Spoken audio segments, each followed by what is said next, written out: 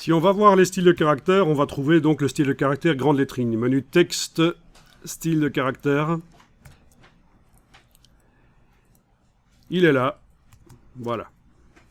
Alors, étant donné qu'il est appliqué sur la première lettre du paragraphe, automatiquement par le style de paragraphe, corps du texte, body nouveau avec grande lettrine, quand vous sélectionnez avec l'outil texte le caractère là, ça ne vous dit pas qu'il utilise grande lettrine.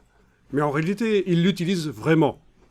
C'est juste parce que c'est appliqué automatiquement et contrairement à ce qui se passe d'habitude dans InDesign, pour ceux qui connaissent déjà un peu InDesign, quand un style de caractère est appliqué sur du texte, quand on sélectionne le texte, ça indique quel est le style de caractère utilisé, mais pas là. Ok, alors ce qu'on va faire, c'est dupliquer les styles. Vous allez, pour ne pas créer de problème dans le document, vous allez prendre la flèche noire et cliquer à côté de la page, comme ça on a désélectionné tout. Voilà, je prends la flèche noire, je clique à côté de la page. La page, elle termine là en fait. Hein. Elle termine là, où il y a la ligne noire. Si vous êtes en affichage normal, vous voyez les constructions. Elle termine ici, oui. Si on a un affichage aperçu, bah, c'est plus clair. Elle termine là, évidemment. La page. Le bord de la page. Tiens, au fait, c'est quoi ça? Ce bloc. Oui, c'est en fond perdu, mais c'est 3 mm normalement. On a exagéré un peu ici, on a mis 1 cm. Je vous montre, parce que ça c'est super intéressant si vous faites un jour des documents où vous montrez des images et du texte sur un fond blanc.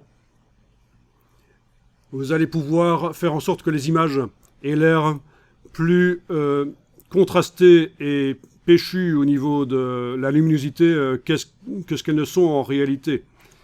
C'est une astuce. Là, je vais voir juste sur une autre page, mais vous n'êtes pas obligé de le faire. Là où il y a du blanc dans l'image, c'est le vrai blanc du papier. Ou si c'est un document qu'on voit sur une tablette ou un smartphone, c'est le vrai blanc de l'écran. Et dans le fond qui est censé être blanc, c'est du gris très clair. Ça, c'est une astuce. Quand on met du gris très clair en fond, le blanc des images a l'air plus lumineux. Elles ressortent plus, c'est mieux. Elles ont l'air plus contrastées. Donc, bonne astuce à appliquer chaque fois que vous faites un document et que vous voulez que les images aient l'air d'être péchues, d'avoir du contraste. Il faut ternir le fond derrière, que ce soit un document imprimé ou un document qu'on voit sur un écran. Ça peut être pour un site web aussi. Hein. Voilà.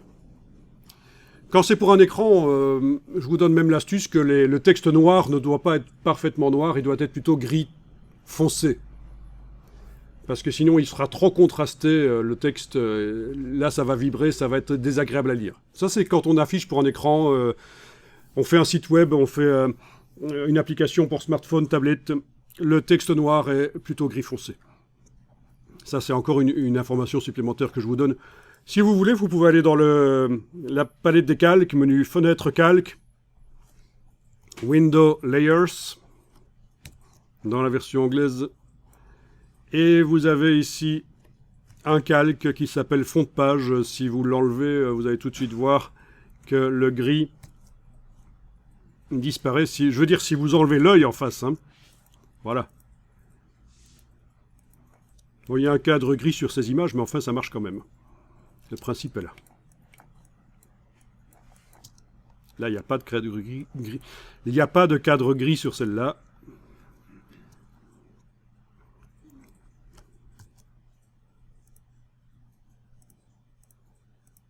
Voilà. Peut-être pas le meilleur exemple, mais enfin voilà. Je veux dire les girafes. Ok. Je vais revenir sur la page 2.